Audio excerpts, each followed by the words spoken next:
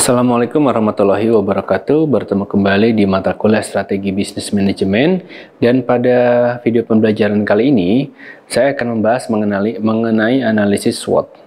Mari rekan-rekan mahasiswa kita sama-sama simak video berikut ini.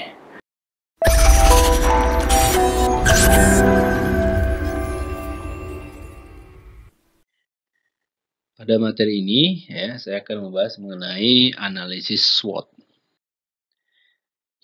Analisis SWOT merupakan suatu teknik perencanaan strategi yang bermanfaat untuk mengevaluasi kekuatan atau strength dan kelemahan weakness, peluang, opportunities, dan ancaman atau threats dalam suatu proyek.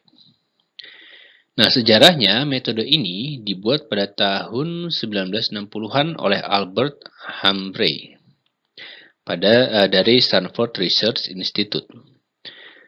Selama penelitian yang dilakukan untuk mengidentifikasi mengapa perencanaan perusahaan gagal secara konsisten.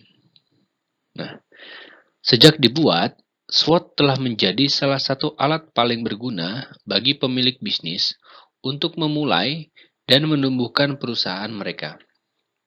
Nah, kita harus ingat tidak mungkin memetakan masa depan bisnis kecil secara akurat tanpa terlebih dahulu mengevaluasinya dari berbagai sudut yang mencakup pandangan menyeluruh pada sumber daya dan ancaman internal dan eksternal.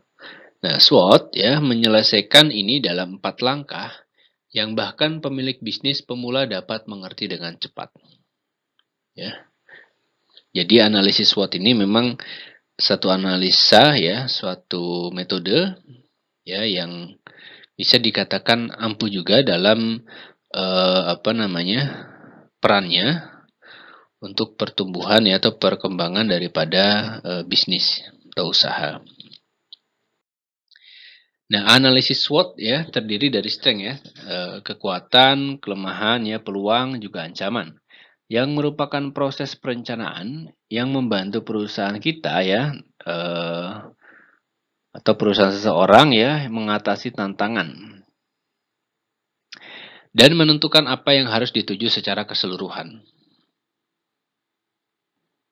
Nah, tujuan utama dari analisis SWOT itu adalah untuk membantu organisasi mengembangkan kesadaran penuh dari semua faktor yang terlibat dalam pengambilan keputusan bisnis. Kita bahas satu persatu Yang pertama itu mengenai kekuatan. Nah, elemen pertama dari analisis SWOT adalah kekuatan. Mungkin kita telah sudah tahu mungkin Elemen ini membahas hal-hal yang dilakukan perusahaan atau proyek kita atau seseorang dengan sangat baik. Ini bisa berupa sesuatu yang tidak berwujud seperti atribut merek atau sesuatu yang lebih mudah didefinisikan seperti posisi penjualan unik dari lini produk tertentu Bisa juga dengan orang-orang kita sumber daya manusia literal kita atau kepemimpinan yang kuat atau tim teknik yang hebat. Yang kedua ada kelemahan weakness. Setelah kita mengetahui kekuatannya, saatnya untuk mengubah kesadaran diri kritis itu pada kelemahan kita. Nah, apa yang terjadi penghambat bisnis atau proyek? Elemen ini dapat mencakup tantangan organisasi seperti kekurangan orang yang terampil dan keterbatasan keuangan atau anggaran. Elemen analisis SWOT ini juga dapat mencakup kelemahan dalam kaitannya dengan perusahaan lain di industri seperti kurangnya USP yang didefinisikan dengan jelas di pasar yang ramai. Selanjutnya ada peluang Tidak dapat mengimbangi volume penjualan yang dihasilkan oleh tim pemasaran kita itu adalah peluang. Apakah perusahaan itu mengembangkan ide baru yang inovatif yang akan membuka pasar baru atau demografi? Itu peluang lain. Sederhananya, elemen ini mencakup segala yang dapat kita lakukan untuk meningkatkan penjualan, tumbuh sebagai perusahaan, atau memajukan misi organisasi. Selanjutnya ada ancaman. Ini adalah elemen terakhir adalah ancaman. Itu segala sesuatu yang beresiko bagi perusahaan ya, atau kemungkinan keberhasilan atau pertumbuhannya.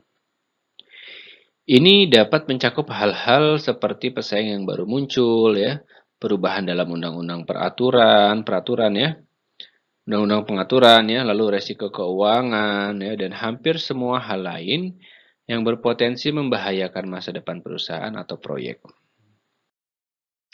Nah, kapan sebaiknya kita melakukan analisis SWOT? Kita dapat menggunakan analisis SWOT sebelum kita berkomitmen pada tindakan dari rencana perusahaan. Apakah kita sedang mengeksplorasi peluang baru, ya, memperbaiki kebijakan internal, mempertimbangkan untuk melakukan ekspansi, atau mengubah rencana di tengah jalan melalui pelaksanaannya. Terkadang akan lebih baik untuk melakukan analisis SWOT umum ya, hanya untuk memeriksa landscape bisnis kita saat ini sehingga kita dapat meningkatkan operasi bisnis sesuai kebutuhan di masa mendatang. Analisis ini dapat menunjukkan bagian utama di mana organisasi kita berkinerja optimal, serta bagian mana yang perlu penyesuaian. Nah, jangan membuat kesalahan dengan memikirkan operasi bisnis kita secara informal, dengan harapan semua masalah akan terselesaikan secara keseluruhan. Dengan menyusun analisa SWOT, kita dapat melihat seluruh gambaran bisnis kita. Nah, dari sana ya kita dapat menemukan cara untuk meningkatkan atau menghilangkan kelemahan perusahaan kita dan memanfaatkan kekuatannya. Karakteristik analisis SWOT ya. Analisis SWOT berfokus pada 4 elemen yang memungkinkan perusahaan mengidentifikasi kekuatan yang memengaruhi strategi, tindakan atau inisiatif. Mengetahui elemen-elemen positif dan negatif ini dapat membantu perusahaan lebih efektif mengkomunikasikan bagian mana dari sebuah rencana yang perlu diakui. Saat menyusun analisa SWOT, individu biasanya membuat tabel dipecah menjadi 4 kolom untuk membuat daftar setiap elemen yang berdampak secara berdampingan untuk perbandingan. Kekuatan ya dan kelemahan biasanya tidak akan cocok dengan peluang dan ancaman yang tercantum. Meskipun mereka harus berkorelasi karena mereka pada akhirnya terikat bersama.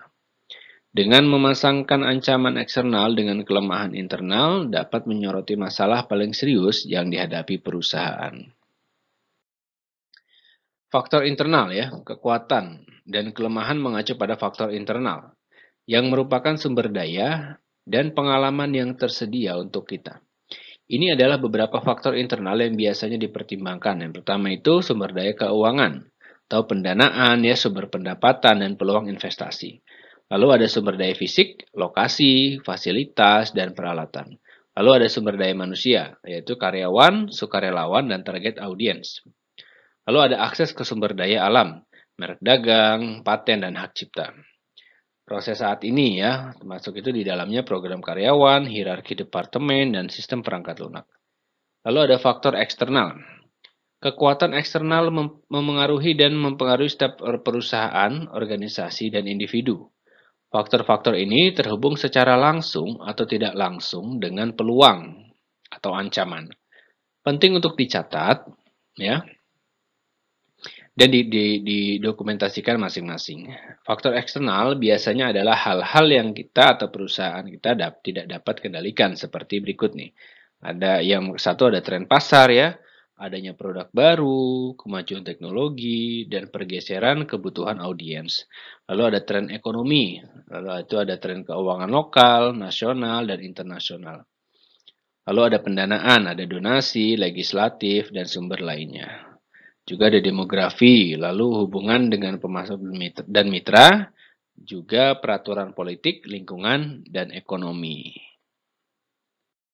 Baik, untuk video pembelajaran kali ini saya cukupkan. Mudah-mudahan dapat bermanfaat dan jangan lupa untuk mencari sumber referensi valid lainnya. Saya akhiri, wassalamualaikum warahmatullahi wabarakatuh.